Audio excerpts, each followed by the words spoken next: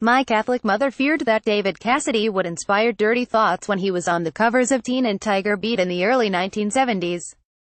The magazines weren't permitted at home. I read them greedily when I was sent away to camp. He heated my 10-year-old blood when, on Friday nights in 1970, the Partridge Family first aired on TV. I followed him on the show for the next 3 years.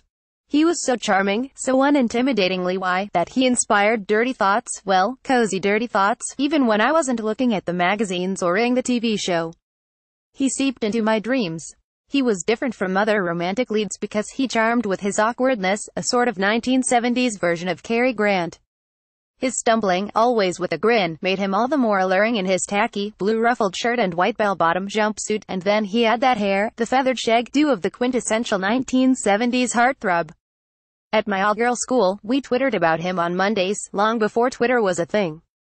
And he appeared on The Celebrity Apprentice in 2011, facing off with Donald Trump in the boardroom, looking meek and small. And did he slur? I wondered what had happened to the spark and the smile that had defined him. His hair and the brightness of his green eyes were gone. Where had life failed him? When I heard last week that he had died of liver failure, at the age of 67, I wondered about the early deaths of child actors. What happens when the shows end? When even on the Las Vegas stage they are replaced by Cirque du Soleil?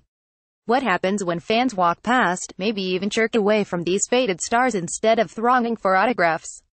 My 27-year-old son, home for Thanksgiving, said, "I've David Cassidy." Yeah, I don't know who that is. Why would he?